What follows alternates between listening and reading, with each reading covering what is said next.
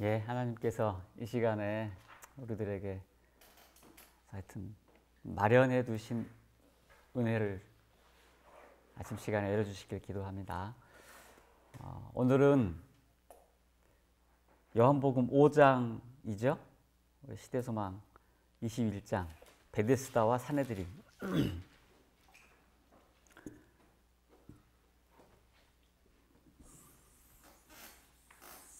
예. 21장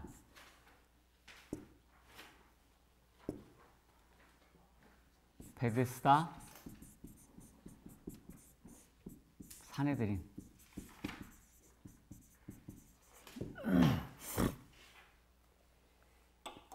여러분 베데스다와 사내들인 이 장을 우리 어릴 때부터 많이 들었던 내용이죠. 사내들이는 잘 모르겠고 베데스다 얘기는 많이 들었죠. 베데스다에 38년 된 병자, 중풍병자였는지 무슨 병자였는지 모르겠지만 38년이나 된 사람이 있었대요. 아픈지. 날 때부터 아팠는지 젊어서 아팠는지는 몰라요. 그럼 적어도 나이가 하여튼 40은 넘은 거예요. 그죠? 50이 됐을지 모르겠어요. 이 사람의 이 유일한 희망이 있었을 텐데 낳고자 하는 것이지만 베데스다 연못이 있었는데 거기에 성경에 보면은 우리 이 일이 지금 베데스다 연못인데 이 여기가 지금 어디죠? 베데스다라고 하는 것이 배경이 우리 예루살렘이에요. 예루살렘 그죠? 자, 어제까지 우리 한 것이 20장이 어디였는데요? 예수님이 갈릴리에 계셨죠. 20장까지 갈릴리에 계셨잖아요. 이게 지금 요한복음 4장까지의 장면이잖아요. 요한복음 4장에서 갑자기 지금 여기가 베데스다가 예루살렘이란 말이에요. 사내들이 그죠? 사내들이 72명의 그냥 유대 고위 관원들이 모여 있는 사내들의 회의가 예루살렘에 있었으니까. 그럼 갈릴리에서 예루살렘으로 갑자기 지금 무대가 옮겼는데, 그죠? 요한복음 5장 1절의 시작을 이렇게 하거든요. 그 후에 유대인의 명절이 있어 예수께서 예루살렘에 올라가시니라. 여기서 지금 표현이 정확하게 되어 있지는 않지만 유대인의 명절 이거를 이제 학자들이 뭐로 본다 그래요? 유월절로 본다고 그래요.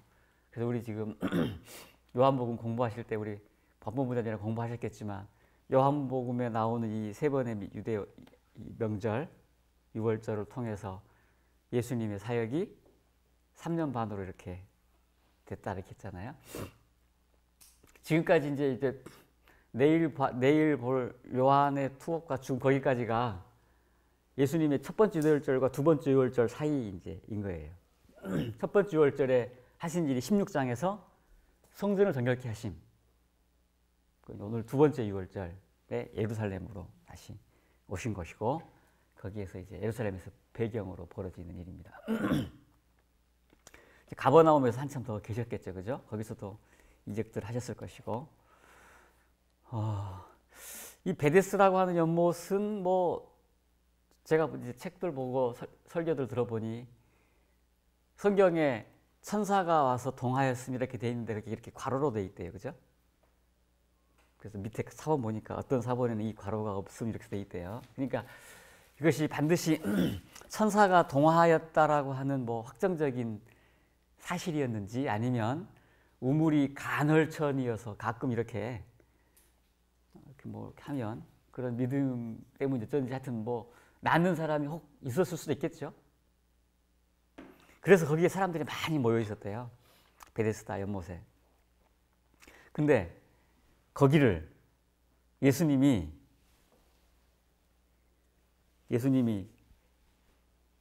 이제 베데스다라고 하는 곳 예수님이 걸으셨어요. 거기 보면은 이렇게 써 있대요. 외관상 기도하고 명상하는 것처럼 써 있대요. 왜 이렇게 굳이 외관상이라는 표현을 써서 저는 이 표현이 좀 주목을 했어요. 주목이 되대요. 그냥 그분 예수님께서 명상하시고 기도하시면서 걸었다 이렇게 했을 것인데 꼭 외관상 이렇게 했을까? 그럼 속은 달랐을까? 뭐 이런 생각. 제가 볼 때 좀 의도가 있는 표현이 어떤지 제가 좀 궁금한 표현이었어요.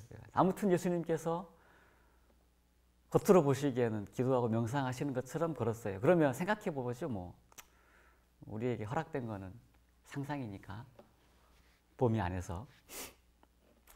마음속으로는 어떤 게 있었을까요? 내면으로는. 우리 읽으셨으니까. 예? 병자를 생각하는 마음이. 외관상 그랬으니까 마음속으로는 첫 번째 병자.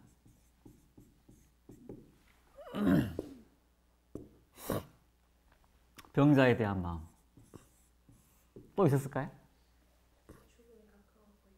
죽음이 가까워오고 있다라고 하는. 이제 주께서는 예. 이제 분명히 십자가에 걸려 계셨다. 아, 맨 마지막에 있는 그 구절이죠. 지금 그 구절은 맨 마지막 문단인데, 이제 십자가를, 야, 여기서부터 십자가에 대한 생각도 하셨을 것 같아요. 근데 이 십자가의 생각 이전에 제가 생각한 부분은 이 부분도 맞는 것 같으네요. 이 중간에 제가 생각했던 부분은 뭐냐면, 지금 안식일에 지금 병자를 고치는 일이잖아요. 그렇죠? 안식일에 지금 예수님이 제가 볼 때는 일부러 하시는 거 아니에요? 일부러. 우리 나중에 읽다 보면 그런 말 나와요. 예수님께서 의도적으로 안식일에 고치는 이것을 통하여 유대인들의 편견을 불러일으키고 유대인들에게 안식일을 회복시키고 그 사람들이 가지고 있는 유전이나 이것에 대하여 탁 지목해서 깨뜨릴 기회. 그러니까 유대인들 입장에서 보면, 예수님 입장에서는 어떤 이 사람 유대인들을 정말 깨우칠 기회를 찾으신 거고, 유대인들 입장에서 보면 예수님이 이제 도발하신 거예요. 그죠? 의도적인 도발로 보여요. 예수님께서, 그러니까 이 중간에 이런 표현이 있다니까요. 보실까요? 몇 페이지 좀. 그냥 읽을게요, 제가.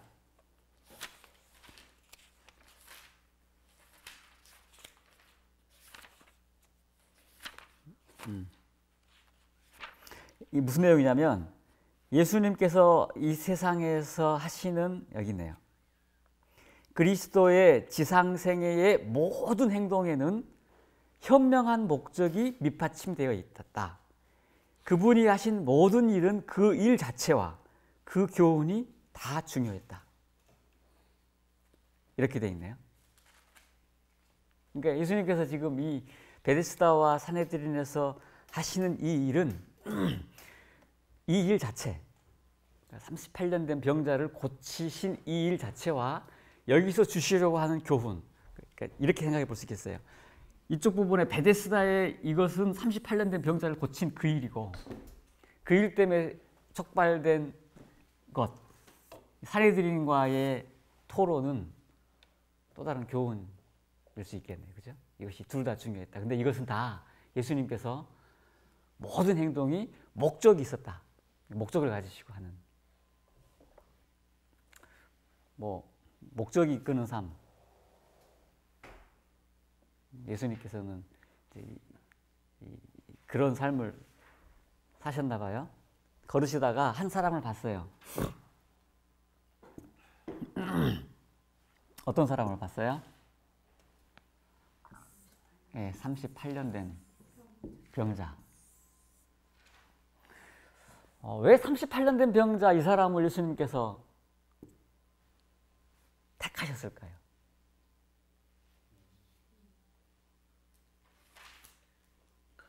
네, 맞아요. 가장 오래됐고 가장 처참했대요. 이 사람의 형편이. 자, 이 중에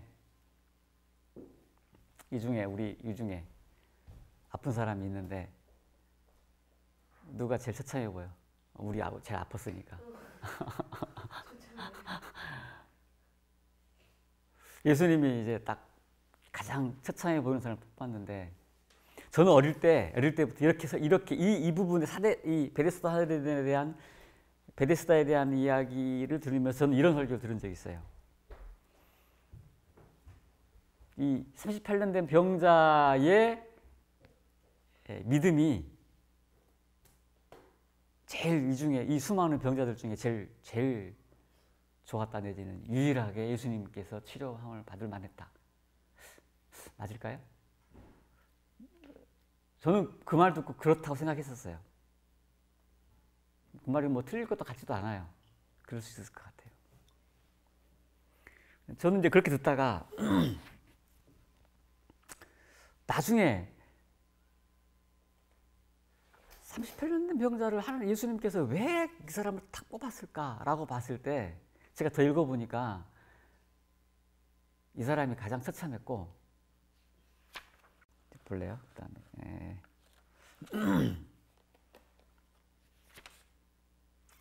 아까 내가 찾은 부분이 있는데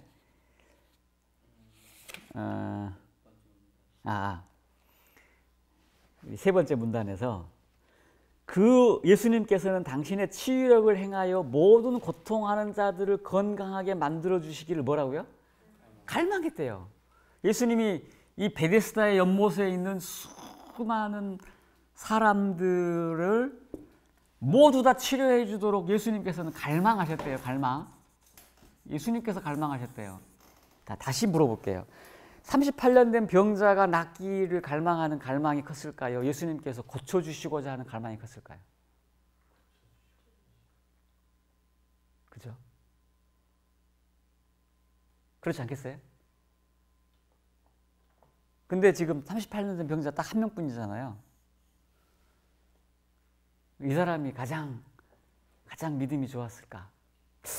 저는 이거 읽으면서 꼭 그렇진 않을 것 같아요. 왜냐하면 모든 사람을 건강해 주실 갈망했다. 그러나 그랬거든요.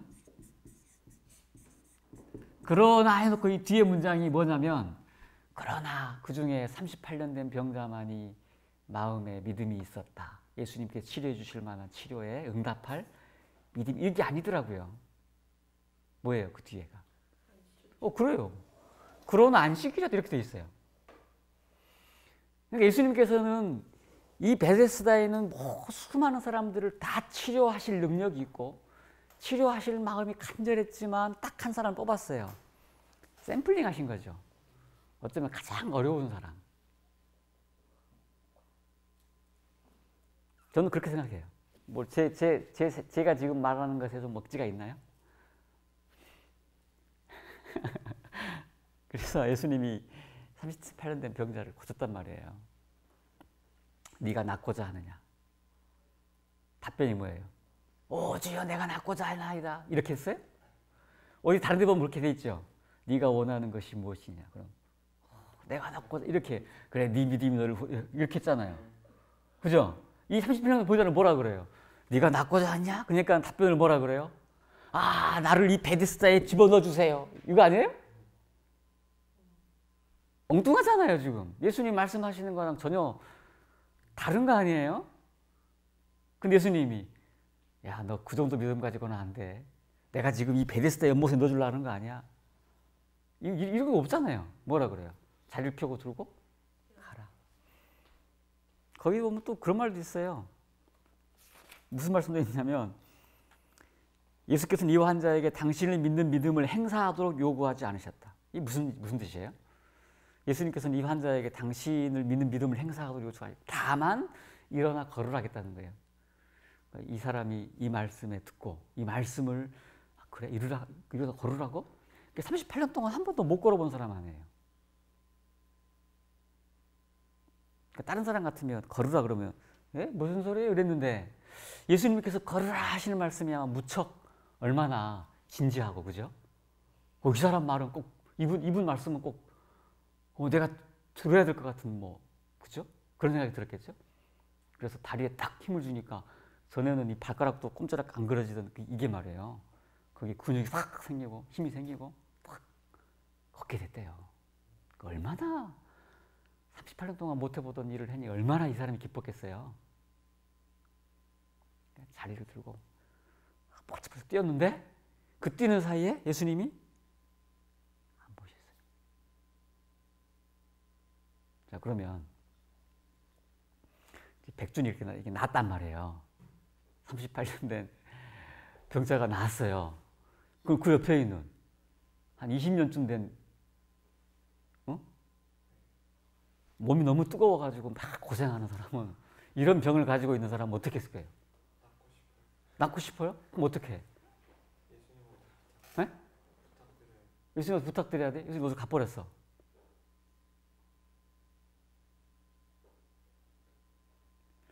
그렇죠. 이제 베데스다에서 짐 싸야죠. 내가 우스운 이야기인데 아주 나한테는 아주 교훈적인 얘기를 하나 들은 적이 있어요. 들어보세요. 나는 우스운 얘기를 해도 좀 안 우습게 돼가지고 내가 최대한 우리 과감무게처럼 막 그냥 이렇게 그런 웃음이 안 나오는데, 하여튼 뭐 내 나름대로는 아주 정말 의미 있다, 교훈이 있는 유머다. 이게 실제 있었던 일인지는 잘 몰라요. 어떤 지하철에 많잖아요. 뭐 물건 끌고 다니는 사람이. 어떤 사람이 딱 와가지고 이러더래요.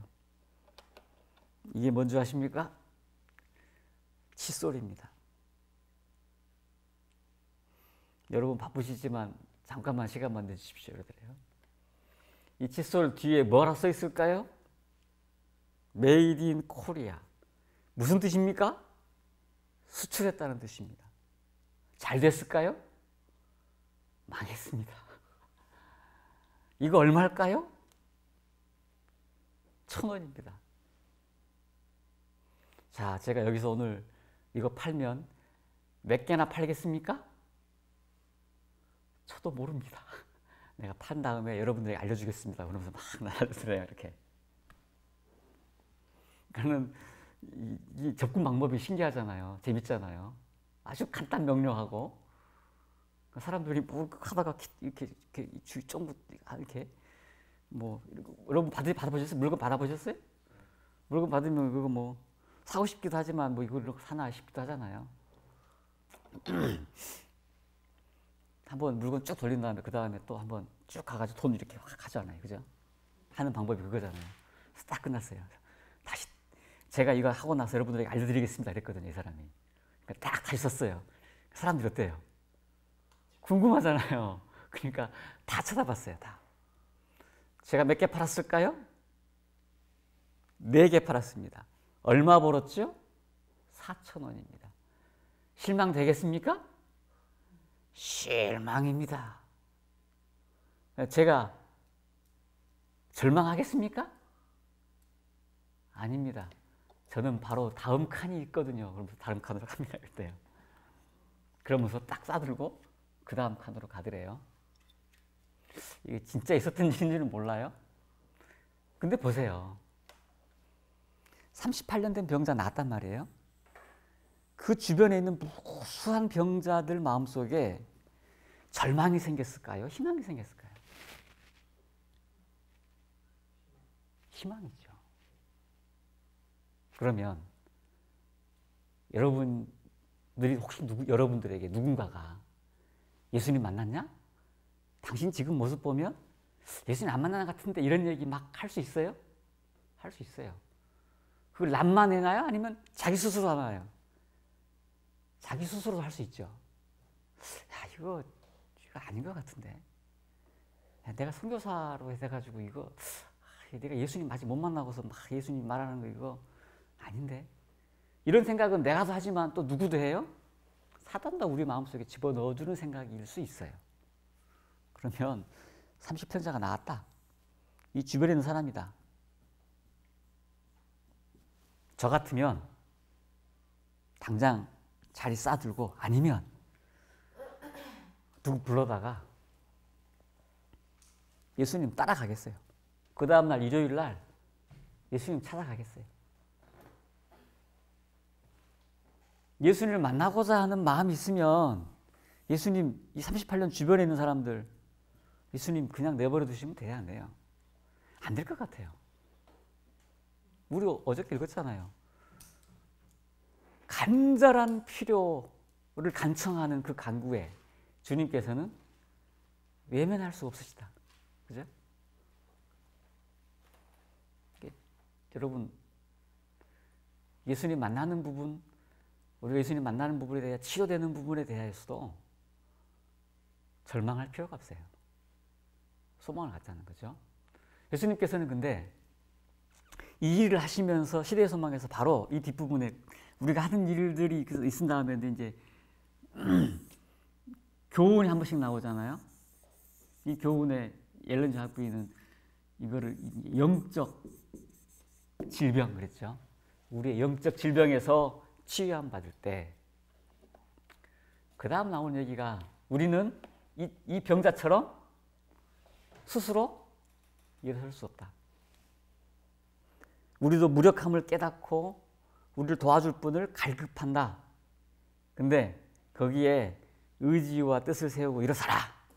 우리 스스로 이 정욕들, 우리에게 있는 죄악들을 끊어낼 수 없지만 그분께서 말씀하시면 그분의 말씀에 의지해서 하라. 이제 그 말씀이 우리에게 주어져 있습니다. 그래서 이 사람이 막 가죠. 그랬더니 사내들인 고관들이, 지도자들이 알고 물어보는 거죠. 누가 낫게 했어? 누가 자리 들고 가라 그랬어? 이거죠. 이제 확실한 증거를 잡기 위해서 물어보는 거예요. 모르겠습니다. 그러고 갔는데 예수님께서 성전에서 이 사람을 다시 만나요. 저 38년 된 이 병은 모르겠어요. 부모님한테서 얻은 것일 수도 있지만 이게 그랬죠. 대체로 그 사람의 죄악 때문이었다. 그래서 예수님께서 죄를 짓지 마라. 이 당부를 하시죠. 그래서 유대 관원들한테 나를 고친 사람이 이 사람입니다. 라고 다시 찾아갑니다. 그래서 이제 이 일이 유대 관원들이 예수님을 소환을 해요. 산헤드린. 그러니까 예수님께서는 이 병자를 고치신 일도 있었지만 이 산헤드린과의 이 일을 위해서도 지금 안식일에 하신 것인데 아차 안식일이었어요. 이 병자는 아차 안식일이었고 예수님은 안식일 그래 안식일이다. 산헤드린은 아싸 그랬을지 아니면 옳거나 걸렸구나 했을지 안식일에 대한 생각들일 텐데 예수님께서 보시기에 그 당시 유대인들이 율법을 너무나 곡해해가지고 무의미한 요구들을 많이 해서 국제적인 웃음거리가 됐었대요. 안식일은 그날의 즐거운 날도 여호와의 성일도 거룩한 날도 존귀한 날도 어떠한 날도 아니고 무거운 짐뿐이었는데 여기 보면 재밌는 표현이 있대요. 이런 안식일로부터 많은 백성들을 자유롭게 하기 위함이었다. 이렇게 표현이 안 돼 있고 안식일을 자유케 하기 위함이었다. 이렇게 돼 있어요. 네. 우리 이사야 보면 그렇게 돼 있나요? 안식일에 뜻도 없이 너희가 나한테 오는 게 괴롭고 고통이다. 그런 표현 있나요? 너희가 무수한 재물로 나한테 오는 게 힘들다. 그런 말씀이 있대요. 안식일이 가지고 있는 참된 의미를 그토록 오래도록 그렇게 무거운 짐으로 억눌러 온 것에 대한 예수님께서는 참 마음의 안타까움과 아픔과 고통이 있었던 것이에요. 그래서 안식일을 자유케 한다는 표현이 돼 있대요.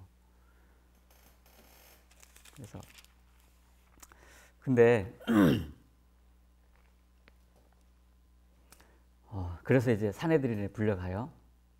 여기 보면 산헤드린 회의가 있었고 그 다음 문장에는 사탄의 회의라는 표현이 있어요.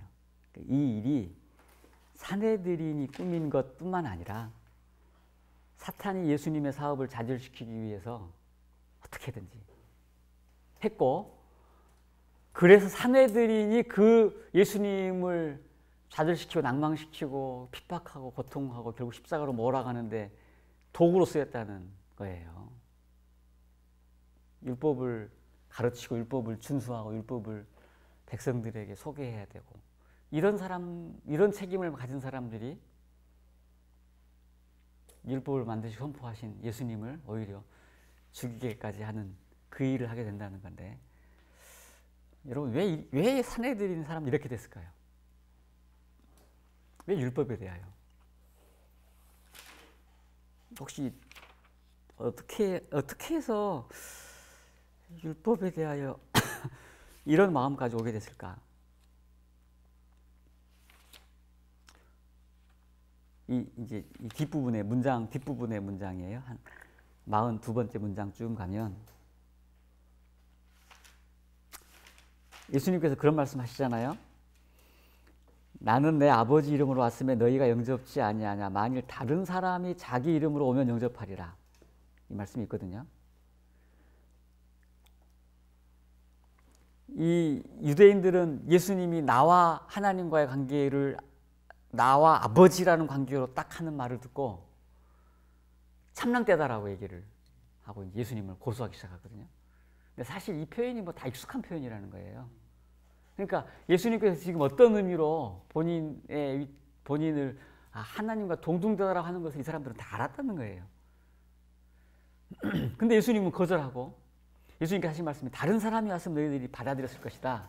근데 이 다른 사람이 어떤 성격이냐, 거기에 보면 그 사람들 마음속에는 자고하고 욕망에 호소하고 자만심에 아첨하는 사람.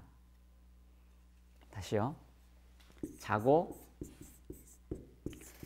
자만심에 호소하는 사람. 이런 욕망, 이런 사람이 왔으면 너희들이 받아들였을 것이다. 근데 예수님께서는 지금 요구하시는 게 자아 희생이라는 거예요. 다 자기가 들어가네요. 그죠? 예수님께서는 이걸 요구하기 때문에 너희들이 거절하는 거다. 이렇게 우리에게 말씀을 하시네요. 여기 보면 이제 제가 어제 말씀드린 대로 예수님을 만나는 장면이 있고 예수님을 만난 사람이 있다 그랬잖아요. 근데 예수님을 거절하는 사람들이 거기 있다 그랬죠. 예수님을 만난 사람의 마음의 변화도 우리가 관찰해야 할 것인데, 우리가 간혹 예수님을 거절하는 입장이 있다 그러면 무엇 때문에 거절하는가도 봐야 된다 생각이 들거든요. 우리 안에 만약에 지금 예수님을 만났어도 우리에게 자고하는 마음, 자만하는 마음, 우리의 욕망에 호소하는 것에 아첨하는 그것에 귀를 기울이는 이것이 우리 마음속에 있으면, 여기 보면 예수님을 저항하기로 결심했다고 되어 있고, 맨 마지막 뒷부분에 보면 굳게 결심했다 그랬죠. 아까 은빈장 말한 대로 십자가까지 가는데 이 사람들이 이 상황에서 그분의 생명을 취하기로 굳게 결심했다. 이렇게 돼 있어요. 그 앞에 있는 바로 위에 문장이 보면 뭐라고 되어 있냐면, 예수님께서는 이 사건들을 통해서 이 뒷보면 예수님하고 논쟁하는 모습이 나오잖아요. 근데 5장에 있는 이 모습은 베데스다 산헤드린 끝나고 나서 산헤드린에게 예수님께서 이 처음부터 마지막 부분까지 일방적으로 말씀하시는 내용이에요. 보시면 그래요. 대답이 없어요. 주고받는 말이 없고 예수님께서 쭉 말씀하시는 거예요. 거의 선포 비슷하게 하셔요. 너희들이 성경을 상고하거니와 이 성경이 나에게 쓴 거야. 우리가 잘 아는 말씀, 그죠? 하지만 너희가 나에게 나오기를 원치 아니한다. 이런 말씀들, 우리가 익숙하게 들었던 말씀들이 여기서 막 쏟아져 나오는데, 여기 보면 산헤드린 사람들 이때는요 망연했대요. 무슨 말이에요? 예수님 말씀 듣고 반박할 거리를 못 찾아가지고 그냥 이렇게 듣고만 있었대요. 예수님 말씀. 근데 여기 반복되는 두 가지 예수님 말씀이 있어요. 자기를 하나님과 동등되게 하셨음에도 불구하고 나는 스스로 할 수 없노라. 이 표현이 성경 읽어보시면 나와요. 예수님께서 하나님 아버지에 대한 절대적인 우존 표현하시는 대목이에요. 내가 하나님과 동등되었다라고 말하면서. 또 주목했던 부분은 뭐냐면, 이런, 보세요. 이 38년 된 병자나 이 주변에 있던 병자들이 예수님을 바라봤을 때 얼마나 갈망하고 소망이었겠어요. 소망으로 바라봤는데, 이 유대 간원들, 산헤드린은 이 맨 마지막 문단에 예수님을 바라보면서 공포였대요, 공포. 이렇게 써 있어요. 이런 단어가 있어요. 어떻게 같은 예수님을 보면서 병자들, 예수님께 대한 필요를 느끼는 사람들은 소망의 대상으로 받고 예수님을 공포로 받겠는가? 이 차이는 그들 마음속에 있는 작용이에요, 작용. 어떤 마음으로 예수님을 생각하는가? 이 차이입니다. 여기 보시면 이렇게 돼 있네요. 관원들 자신도 예수께서 그들의 양심에 죄책을 깊이 느끼게 하셨을 때에는 깊은 가책을 느꼈지만 이것은 그들에게 그분을 더욱더 혹독히 반대하도록 만들어 주었다. 여기 보시면 죄책을 누가 주셨대요? 예수께서 주셨대요. 그러니까 단순히 뭐 죄책감은 사단이 주는 겁니다. 이런 표현은 맞는 표현은 아닌지 몰라요. 죄책감에 억눌리도록 하고 죄책감을 변명하도록 하고 그 죄책감을 저항하고 하는 마음이 사단이 주는 마음일 거예요. 우리에게 죄책감이 다가올 때는 유대 과인들처럼 저항하기로 결심하고 반발하기로 결심하면 안 돼요. 여기서 만약 유대 관원들이 예수님의 이 말씀에 즉각적으로 납작 엎드렸다면, 여기 보면 그런 말 있잖아요. 이 예수님의 말씀에 했으면 당시에 그 뭐예요? 뭐라지? 개혁? 뭐 그런 거 일어났었을. 근데 그렇게 못했다는 거예요. 안식일에 대한 중간에 안식일에 대한 내용이 나와요. 안식일에 우리에게 뭐가 필요하냐? 안식일 할 수 있는 일, 안식일 할 수 있는 일, 명상, 그죠? 예배, 그리고 건전한 휴식, 거룩한 행위. 그 다음에 그 위에 자비로운 일, 자비의 일, 우리가 다른 사람의 고통을 경감시켜주는 일, 이것이 우리에게 안식일에 해야 되는 일. 그 다음에 여러분 이 말씀 믿어지세요? 제가 읽어볼 테니까 들어보세요.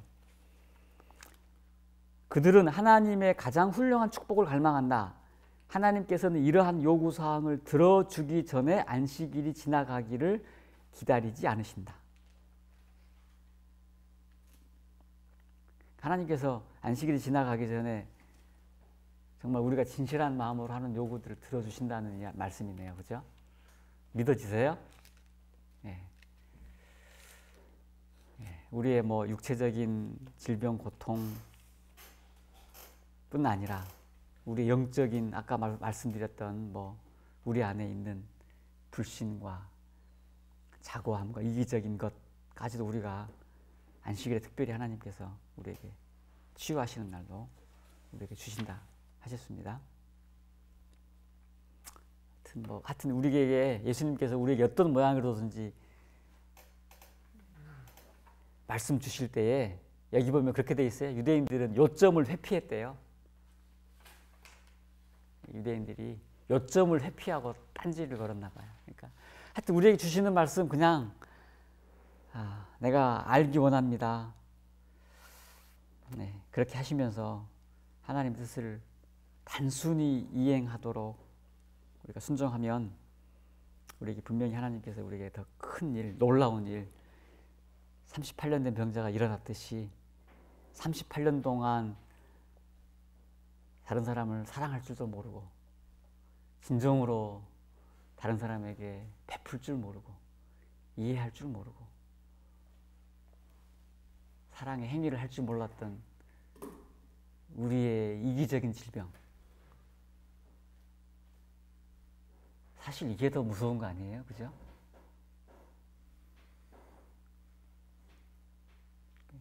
그 질병이 우리에게서 해결되기를 하나님께서 안식일에 그것을 해주신대요. 혹 여러분 여기에 이 부분 읽으면서 이 부분이 꽤 길어요. 지금 말씀이 38년 된 얘기 나오고 이 예수님께서 하신 이 얘기가 굉장히 길게 돼 있어요. 혹시 꼭 여러분 읽으면서 이 부분 같이 읽었는데 빼먹은 부분이 있다라고 찾은 부분이 있나요?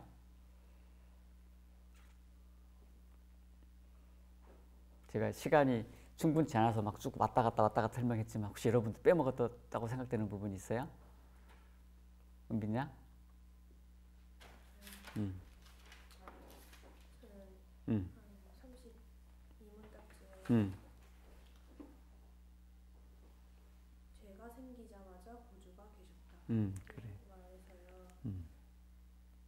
예수님 원래 존재하셨는데 음. 딱 죄가 생기자마자 예수님 이름이 딱 바뀌어서 구주가 됐다는 그 사실이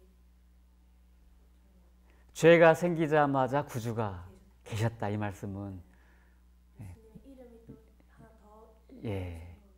예수라는 이름 그렇겠네요. 예수라는 이름은 죄가 생기기 전에는 없었던 이름이네요. 그죠? 그죠? 예수라는 이름은 하나님의 이름 중에 죄가 생기기 전에는 없었던 이름인데 죄가 생기자마자 그 이름이 예수님께서 새로운 이름을 얻으셨네요. 참 그렇습니다. 저는 죄가 생기자마자 구주가 생겼다 이 부분에 별표는 쳤는데 은빈 양이 말한 것처럼 거기까지 생각을 못 해봤네요. 야, 그렇습니다.